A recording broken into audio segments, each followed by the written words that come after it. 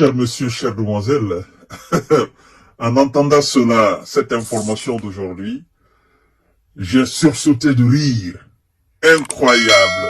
J'ai dit waouh. Monsieur le ministre des armées françaises, monsieur Sébastien Lecornu, avec le tout-puissant ministre de la Défense russe, monsieur Sergueï Shoïgou, ont eu aujourd'hui un entretien téléphonique.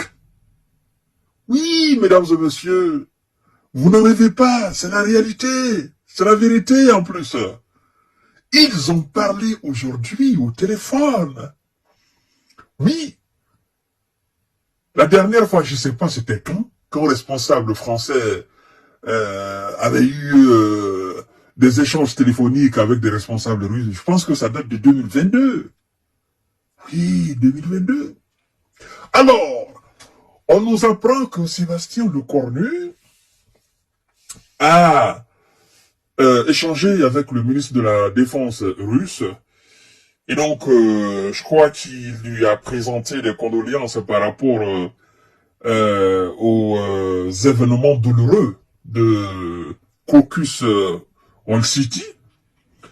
Et puis, je crois aussi qu'il lui a signifié que l'action militaire de la Russie en Ukraine était inadmissible.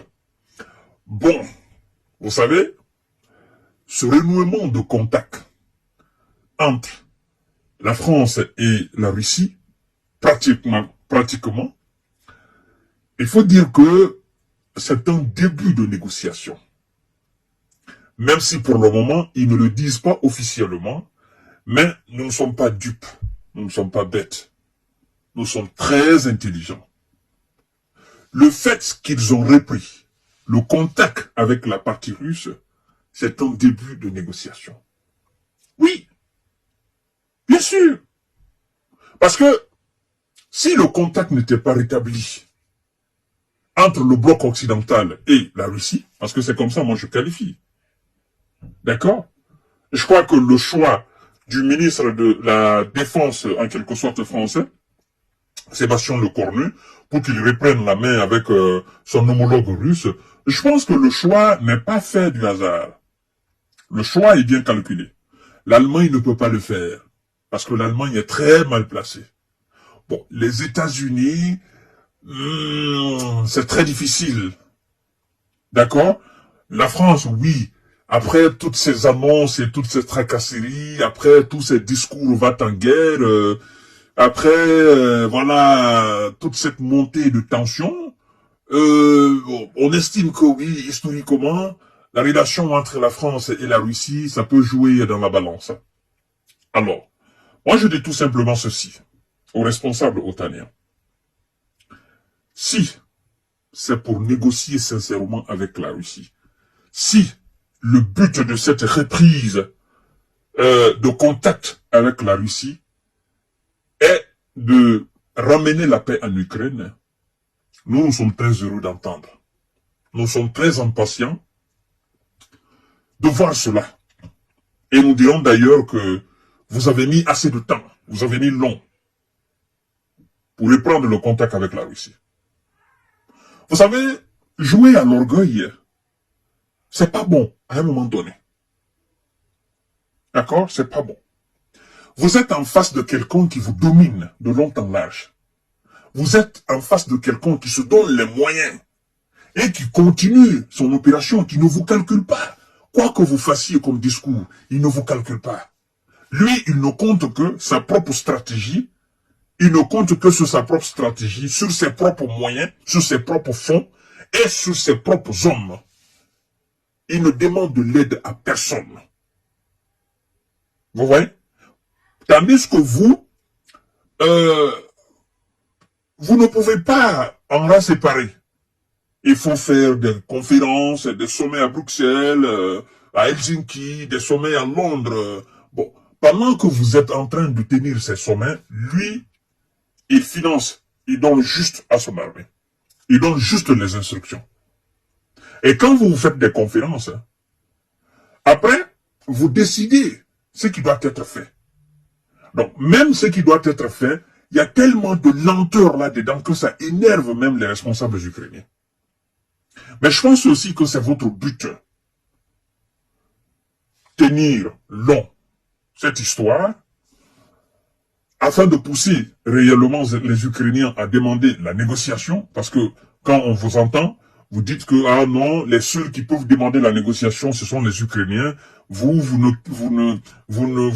n'êtes que des aides, des supporters, n'est-ce pas, des fournisseurs d'armes à l'Ukraine, mais les seuls qui sont conscients de la situation ukrainienne, ce sont les Ukrainiens. Or, c'est pas ça la vérité. La vérité est que c'est vous qui menez la guerre face à la Russie. Mais si vous estimez que le temps est venu de négocier avec lui, et que le choix est tombé sur le ministre des Armées, donc ministre de la Défense française, pour qu'il reprenne le contact avec M. Shoigu, moi je pense que c'est bien. C'est bien si ça continue.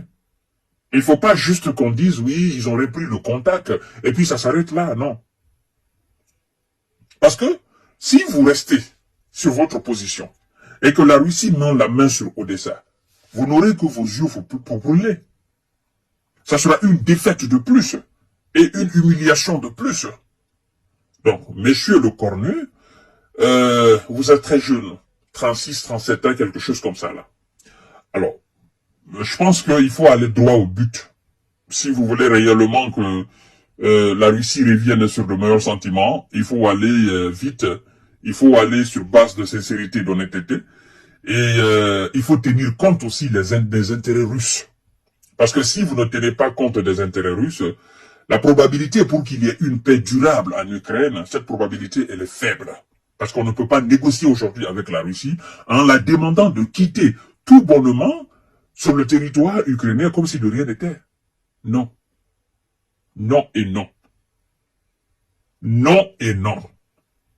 Et je voudrais surtout que vous cessiez de parler de droit international, respect des principes de droit international. Dans cette affaire ukrainienne, on s'en fout du droit international. Les principes, n'est-ce pas, du droit international ont été bafoués ailleurs. Et donc, le bafouement des principes de droit international en Ukraine, ça ne date pas, c'est pas la première fois, ça ne sera pas la dernière fois. Vous savez, comme je vous ai rappelé la fois dernière, le droit international a été bafoué en Libye, a été bafoué en Afghanistan, a été bafoué en Irak, a été bafoué au Congo-Kinshasa, a été bafoué au Mali, a été bafoué au Niger, a été bafoué au Burkina Faso. Le droit international a été bafoué même en Côte d'Ivoire. Le droit international a été bafoué en Somalie. Le droit international a été bafoué au Tchad, a été bafoué au Soudan. Vous voyez, a été bafoué où encore dans le monde entier. Donc, le droit international, c'est comme un papier toilette, au fait. Donc, soyez sincères, soyez honnêtes, soyez directs face à la Russie. Et vous allez obtenir gain de cause. Mais si vous voulez jouer à la duperie comme vous avez fait avant le déclenchement de l'opération spéciale militaire, moi je dis tout simplement que ce serait une perte de temps. Donc, j'apprécie que vous ayez pu reprendre le contact avec monsieur le ministre de la Défense russe, même si c'est pour dire, ah oui, ce qu'ils sont en train de faire en Ukraine, c'est pas bien, ou bien vous condamnez l'acte de Crocus City. Le simple fait de reprendre le contact avec la Russie, c'est déjà un très grand pas. Peu importe le contenu de votre conversation. Mais le simple fait que vous ayez communiqué bouche à oreille au téléphone, ça, c'est un très grand pas. Voilà, chères dames, chers messieurs, chères demoiselles, ce que j'avais à donner comme point de vue par rapport à cette situation. Et à tout à l'heure pour notre série d'informations et de décortiquage. Merci beaucoup. Partagez la vidéo dans tous les groupes possibles. Ça commence à sentir bon.